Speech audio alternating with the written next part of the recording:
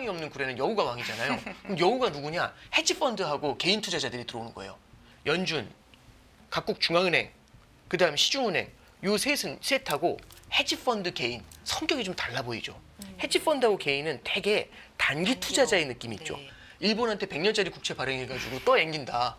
그걸로 이제 관세 안 때릴 테니까 100년 국채 사라. 뭐 이런 식으로 이제 합의한다. 뭐 일본이 하는 금리 인상은 기준금리를 올리는 거예요. 단기 금리거든요. 근데 금리를 올리는 대신에 만약에 시장 금리가 너무 많이 뛰게 되면은 기준금리가 아니라 네. 그때는 10년짜리 장기 국채를 갖다가 중앙은행이 사들일 수 있다. 이 얘기를 해요. 어, 달러가 최근에 조금 흔들리는 이유는 대안이 등장해서 그런 것 같아요. 네.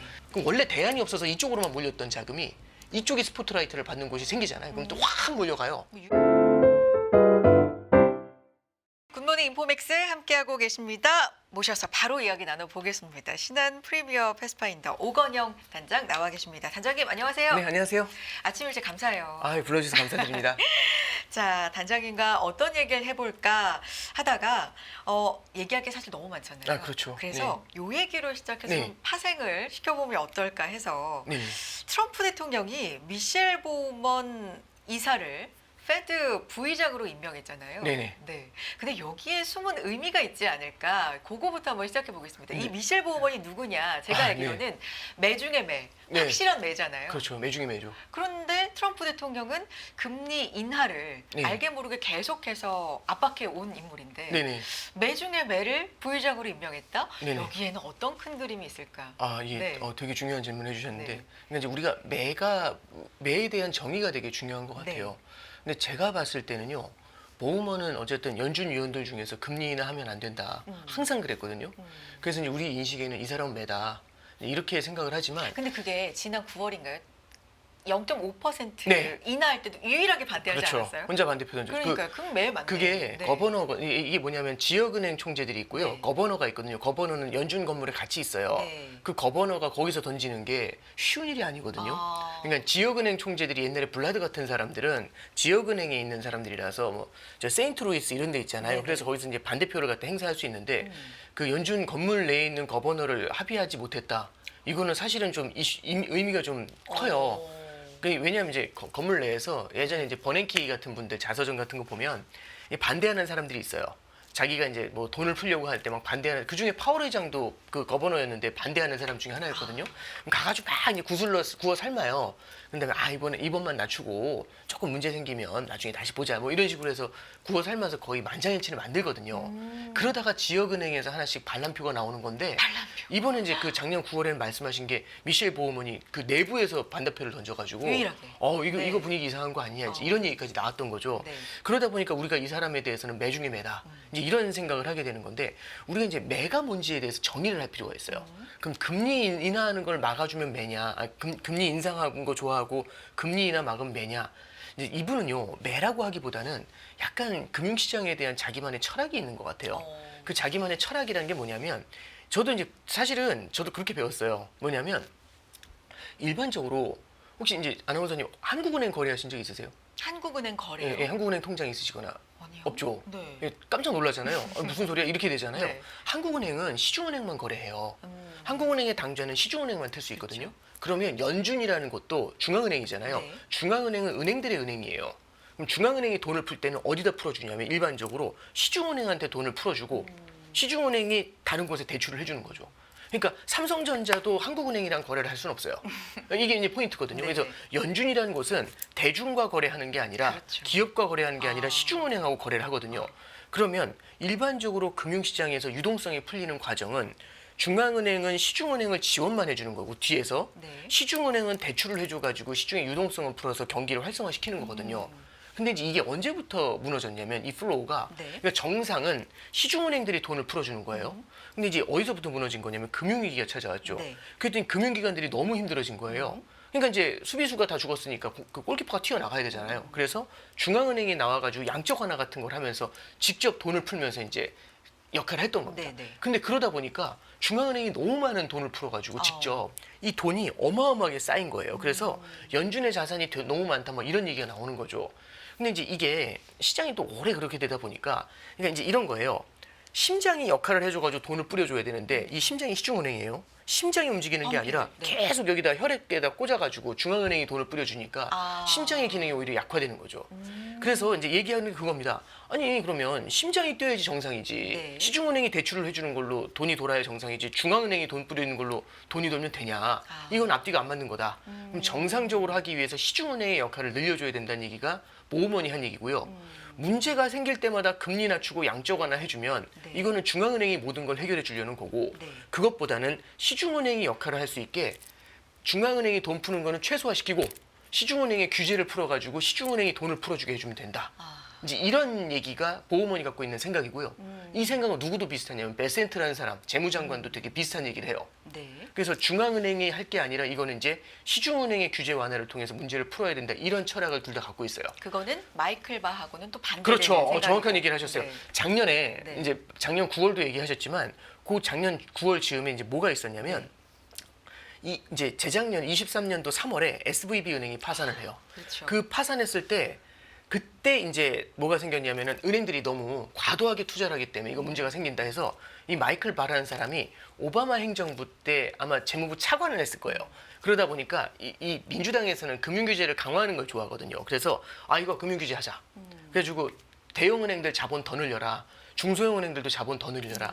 근데 이게 은행이 자본을 너무 많이 쌓잖아요. 그러면 돈을 번 걸로 대출을 돌려줘야지 실물 경제가 도는데 이걸 너무 캐시를 갖다 쌓고 있으니까 돈이 안 도는 문제가 분명히 생겨요. 네. 물론 은행이 현금을 많이 갖고 있으면 안정성이 높아지는 건 팩트. 근데 너무 많은 현금을 쥐어야 되니까 이걸 갖다 어떻게 쓸 수가 없는 거죠. 돈을 쓰질 못하면 대출도 못 해주고. 그래서 이 JP 모건의 다이먼 같은 사람들은 마이클 바가 지금 연준이 너무한다. 이런 식으로 하면 아무것도 안 된다. 이제 이런 얘기를 했던 거고 이 마이클 바한테 정면으로 도전했던 사람 이름이 미셸 보그만이에요. 예, 그래서 이제 작년 9월에 작년 이제 하반기 정도에 금리 인하하는 거는 반대를 했는데 금융 규제하는 거에 찬성하면서 마이클 바한테 정면으로 들이받습니다. 네. 예, 아마 이제 그걸 갖다가 실제 이제 그래서 금융 규제 완화 쪽의 입장을 갖고 있는 사람이 보우먼, 금융 규제 강화 쪽에 있는 사람이 마이클 바였죠. 정면으로. 예, 여기까지 일단 말씀드렸고 배경 지식이 그렇게 왔어요. 네네네. 작년 11월에 이제 트럼프가 당선이 돼요. 네. 트럼프가 당선이 된 다음에 다들 무슨 얘기했냐면 파월 잘리는 거 아니냐. 그래서 실제 FOMC에서도 그 질문이 나와요. 그 기자회견 때 혹시 트럼프가 당신을 해임하면 어떻게 하시겠습니까? 그럼 뭐 바로 해임 그럼 나오겠습니까? 했더니 넙 이러면서 이제 되게 맞아요. 그 특유의 표정이 있었어요. 그림자 예. 연준 얘기도 있었어요. 네, 그렇죠. 네. 그래서 이제 베센트라는 사람이 그림자 연준을 만들어야 된다 네. 이런 주장을 했던 게 맞고, 근데 이제 파월이 이제 그래서 물러나야 되냐 이제 이런 얘기가 있었다가 분위기가 살짝 바뀌어요. 파월이 아니라 마이클 바다. 마이클 바가 타겟이다라고 해가지고 마이클 바한테도 질문이 가요 기자회견 때. 그래서 마이클 바한테 이제 사퇴할 용의가 있냐 그랬더니 작년 11월에는 아니요 절대 사퇴하지 않습니다 이랬다가 12월에는 사퇴를 해버려요. 그래서 이제 작년 12월 올해 1월 거쳐가지고 마이클 바가 물러나죠. 그러면서 금융감독에 관련된 그 역할을 하시는 부의장이 없었어요. 공석이었거든요. 그럼 공석에 이제 하마평이 돌잖아요. 누가 들어가야 그렇죠. 되냐. 거기에 이제 그 미셸 보우먼이 들어간 겁니다. 근데 이제 그러면 오케이 금융규제를 완화해가지고 여기 이제 그 금융규제 완화를 주도하는 미셸 보우먼이 왔는데 그럼 이제 이 배경 지식은 설명이 됐는데 네네. 그럼 이게 무슨 의미냐? 간단하게 이제 말씀드리면 이런 거예요. 미국은 지금 국채금리가 되게 높아요. 국채금리가 높으면 일단 첫 번째는 미국의 국채 만기가 돌아올 때 더 높은 금리로 이걸 갖다가 다시 상환을 해야 되거든요. 네, 리파이낸싱. 그렇죠. 리파이낸싱을 네. 할 때 더 높은 금리로 네. 올라가니까 빚이 많은 상태에서 이자 부담이 커져요. 그럼 미국의 재정 적자가 훨씬 커지겠죠. 미국을 이제 천조국이라고 하는 이유가 방위비를 많이 내서 그렇거든요. 그 방위비보다 지금 이자 비용이 더 나가요. 그럼 이거는 지속 가능하지 않다.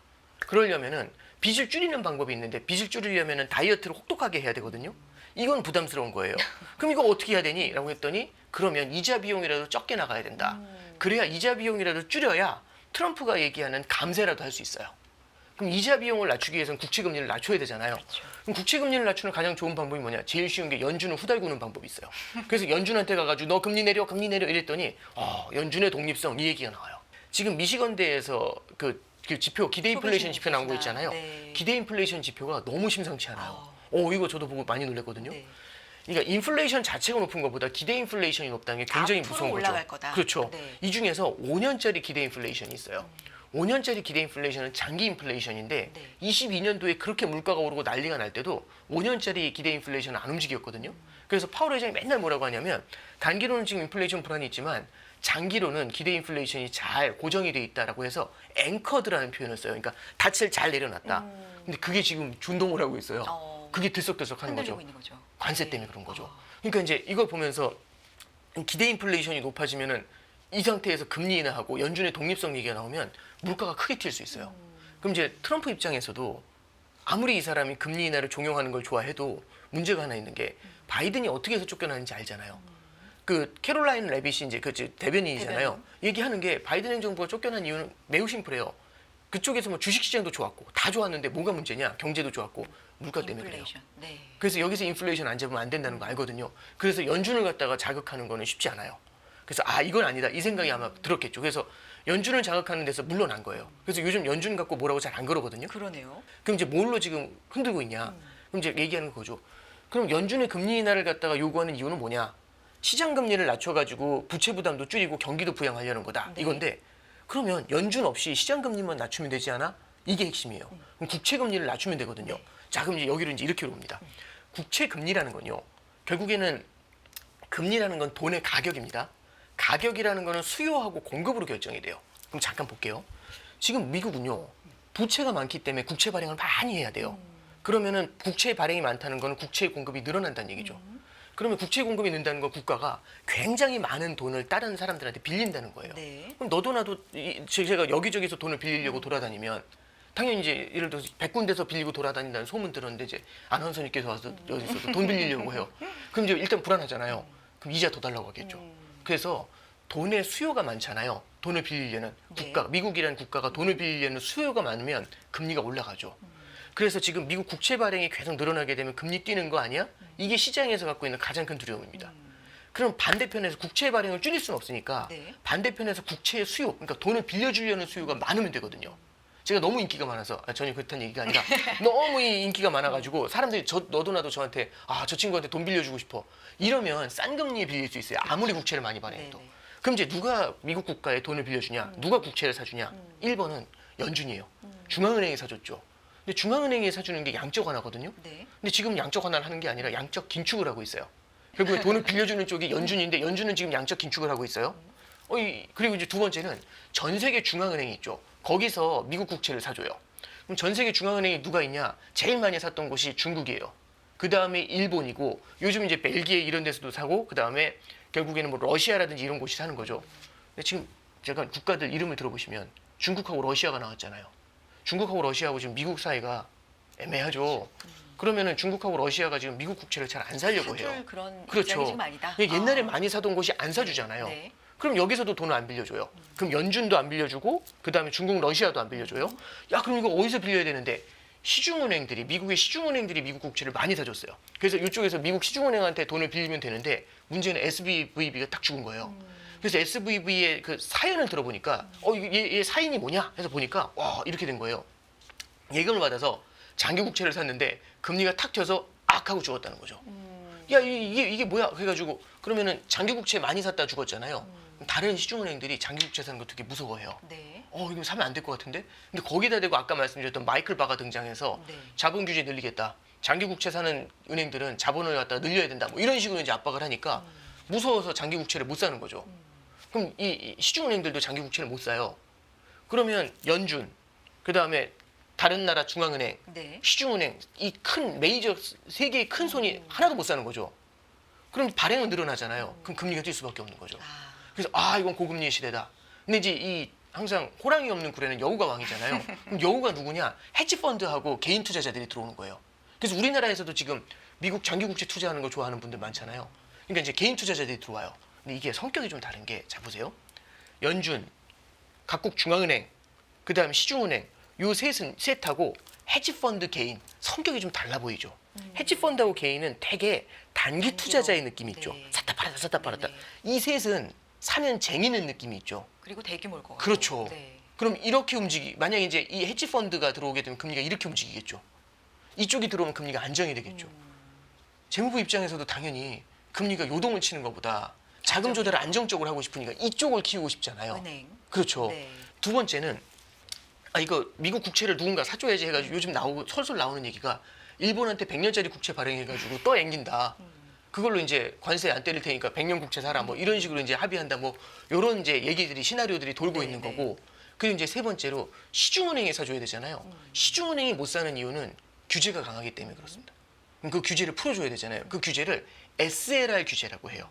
그 SLR 규제가 21년도에 들어왔다가 그게 이제 지금 그 규제로 묶여 있거든요. 그걸 이제 풀어야 돼요. 그거 푸는 사람이 누구냐? 그거 풀어야 된다고 계속 주장하는 사람이 미셸 보우만입니다. 네. 그 사람이 이제 자리에 왔죠. 아. 그러면은 이제 그 규제를 갖다가 완화할 걸 얘기할 거잖아요. 참고로 지난달이었죠. 지난달에 의회에서 파월 의장의 증언이 있었는데 파월 의장이 무슨 얘기를 하냐면 이게 국채 시장 이게 너무 강한 규제를 완화해서 은행들에 대한 국채 시장의 유동성이 흘러갈 수 있도록 해야겠다. 이런 증언을 해요. 괴를 같이 하네요. 그렇죠. 괴를 같이 보호하고. 하죠. 네.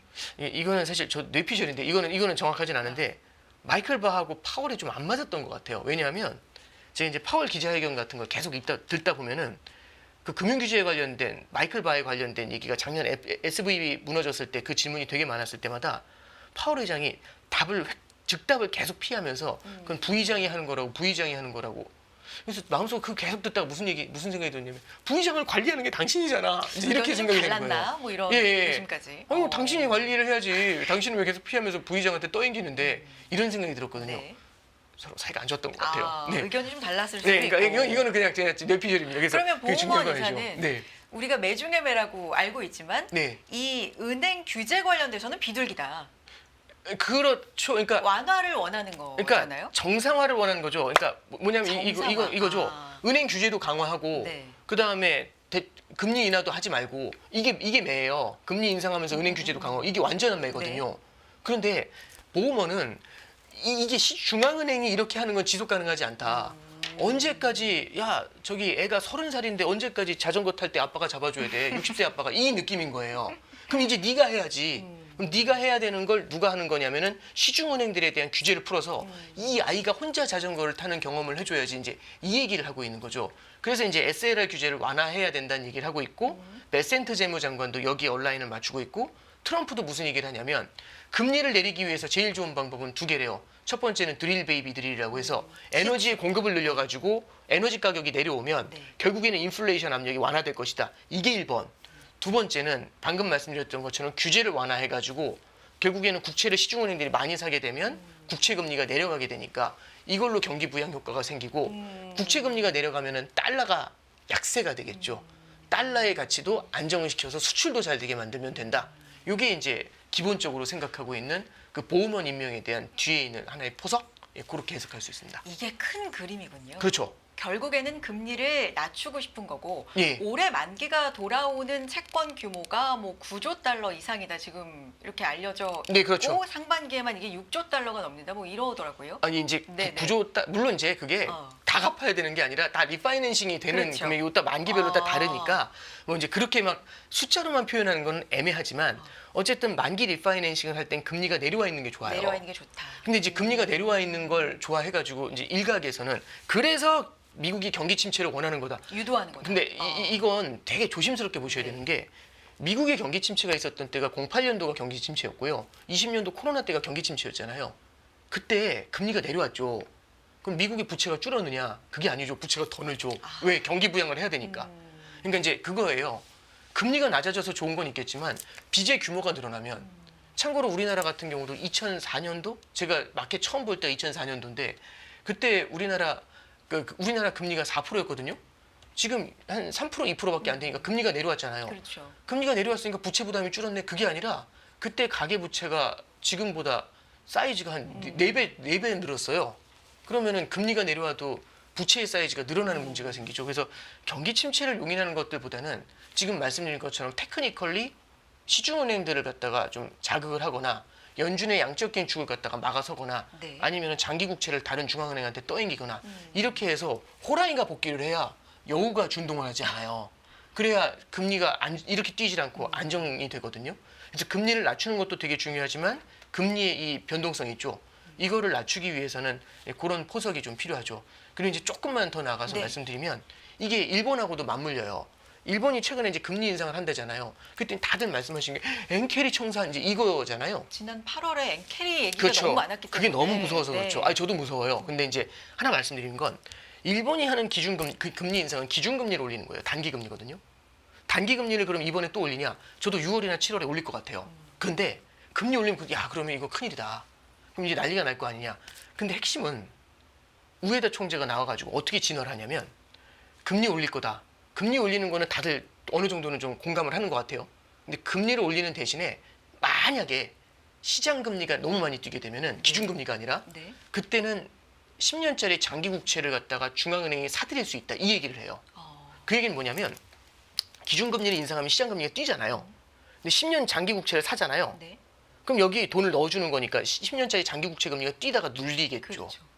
그러니까 이제 무슨 말씀이냐면 기준금리는 올리지만 시장금리는 내릴 수 있다는 얘기예요. 이건 금리를 올리면서 내리는 겁니다. 말이 안 되는 것 같지만 단기금리는 올리지만 장기금리는 내리는 거거든요. 그러면 무슨 말씀드렸냐면 베센트 재무장관이나 미셸 보우만도 10년 금리를 낮추고 싶어 해요. 근데 10년 금리를 낮추고 싶어 하는데 일본이 금리를 올리면 난리 나지 않냐. 일본도 금리를 올리더라도 10년 금리를 올리는 거 우에다 총재가 만약에 사서 눌러주잖아요. 그러면 미국 금리가 내려와도 일본 금리가 많이 안 올라오니까 10년 금리로만 비교하는 거죠. 그래서 요즘 이제 뉴스플로우를 보시면 베센트 재무장관이나 트럼프도 장기 국채 금리에 주목하고 있다. 네. 그 다음에 미셸 보우먼이 들어왔다. 파월도 거기에는 어그리를 하고 있다. 그 다음에 일본에서도 기준금리 올리는 건 맞는데 만약에 시중금리가 너무 많이 뛰게 되면은 10년 국채를 산다. 그러면 10년 국채 금리 두 개에서 만나요. 미국과 일본이. 제일 무서운 건 일본의 10년 금리가 올라가는데 미국 금리가 내려오는 거거든요. 미국 10년 금리가.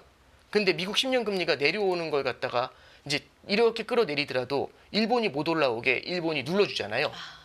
그러면 엔케리 청산의 가능성을 어느 정도는 제어를 할 수 있죠. 제어해주는. 그래서 제일 중요한 건 시장의 움직임이 어떻게 되느냐도 되게 중요하겠지만 네. 언더 컨트롤이란 말이 있죠.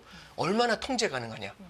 통제가 가능한 상태에서 질서 있게 움직여가는 것을 지금 이제 아마 저기 연준도 그렇고 일본 중앙은행도 그렇고 아마 비슷하게 고민하지 않겠는가 그렇게는 좀 생각하고 있습니다. 그러면 단장님 말씀을 지금 쭉 들어보니까 그럼 이제는 대통령과 미국 네. 대통령과 재무장관과 또 파월 의장과 부의장의 이 생각이 이제 일치하는 방향으로 가는 거라고 봐야 되네요.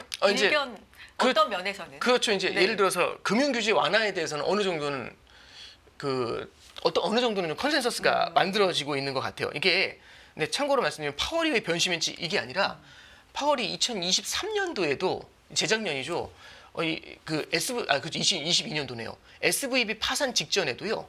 이게 금융 규제가 너무 강해서 이 SLR 규제는 좀 풀어주는 걸 고민을 하고 있어요. 뭐 이제 이런 얘기를 하고 있었거든요. 그래서 저도 요거 중요하다라고 싶었는데 SVB 파산한 다음에 그 얘기가 쏙 들어갔어요. 네. 약화는 안 하는커녕 오히려 더 강화할 것 같으니까. 예, 그래서 아마 어느 정도는 그쪽으로의 흐름이 아마 앞으로는. 하반기 금융시장에도 네. 좀 변화를 줄 수 있지 않겠는가 그런 생각을 하고 있습니다. 좀 미리 생각해 볼 만한 이슈고 이게 다 뭐 금리와 지금 말씀해 주신 스토리가 네. 이제 연결로 지금 되니까요. 이게 그러면 환율하고도 아주 밀접하게 연결이 될 것 같아요. 그렇죠. 이게 이제 예를 들어 이런 거죠. 자연스럽게 지금 각국의 통화가요. 항상 그런 건 아닌데 최근에는 10년짜리 국채금리 차에 연동하는 면이 커요. 그러니까 미국 10년 국채금리가 올라가면 달러가 세고요. 다른 나라 10년 국채금리가 내려오면 또 달러가 세고 이래요. 보통. 그래서 미국하고 다른 나라의 국채금리 차가 좁혀지면 달러 약세, 벌어지면 달러 강세. 요즘 이런 그림이 되게 네. 강하거든요.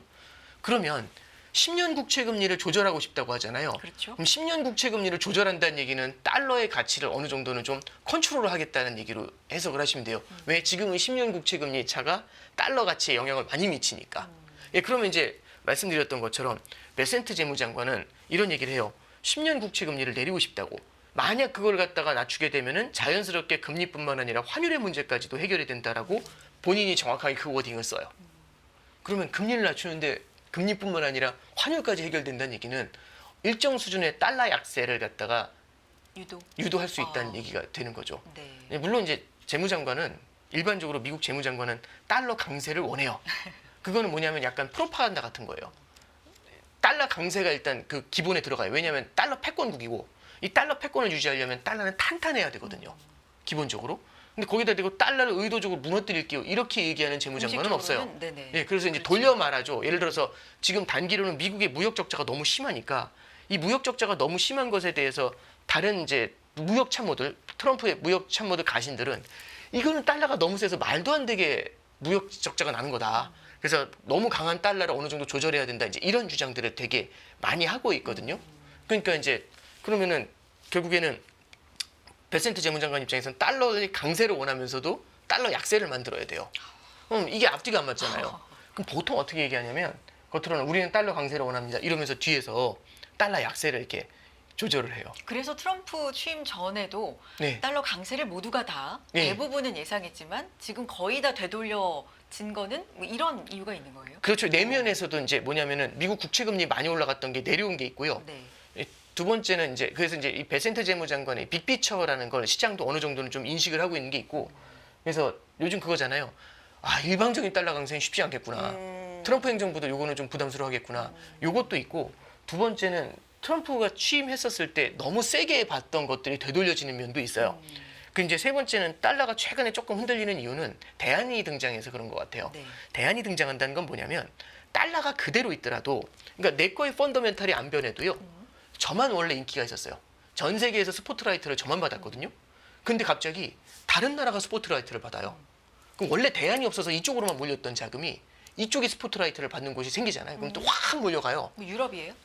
그렇죠. 독일에서 지금 붕어밥 주지 않습니까? 무제한. 그 결국에는 지금 오늘 저희 재정부 통과된 네네. 거 보셨잖아요. 네. 이게 이제 저희 잉어 밥 주러 가보면 이게 이 밥 주는 곳에 막 몰려 있잖아요. 그럼 제가 잉어의 왕이 된 것 같은 느낌인데 갑자기 밥이 다 떨어져요. 밥 어딨지? 그러면 이제 야 밥 좀 사와 그러는데 아 돈이 없어서 하고 막 싸우는 거예요. 의회하고 막 싸우는 거예요. 붕어밥 사야 되는데. 근데 갑자기 저기서 붕어밥 막 던지면 잉어 다 여기로 가서 막 몰려가죠. 난리 나는 거 그 느낌 있죠.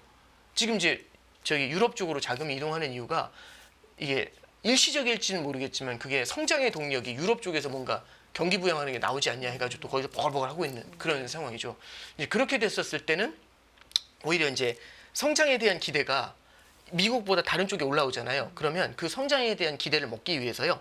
달러를 팔고 그 다음에 유로를 사서 들어가요. 그래서 최근에 유로 약세가 굉장히 세게 나왔잖아요. 다른 나라 통화보다. 유로 강세. 죄송합니다. 유로 죄송합니다. 강세. 네네. 유로 강세 너무 네네. 세게 나왔잖아요.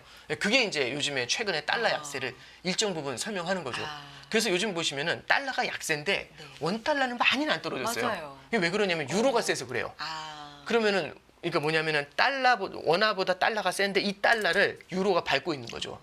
그래서 그러면 달러를 싹 치우면 원화하고 유로를 보잖아요. 1유로에 원래 1,500원 했거든요. 작년 11월에. 지금 1,580원이에요. 유로가 엄청 센 거죠. 아우. 이쪽으로 지금 돈이 몰리고 있다. 이제 이렇게 해석을 할 수가 있는 겁니다. 그렇군요. 아, 단장님 보내드려야 되는 게 아쉽네요. 네, 가끔 또 나와 주셔서 이렇게 큰 그림으로 스토리 네네. 또 정리해 주시면 너무 감사할 것 같습니다. 오늘 여기서 인사 나누겠습니다. 신한 프리미어 패스파인더의 오건영 단장 함께했습니다. 단장님 고맙습니다. 네, 감사합니다.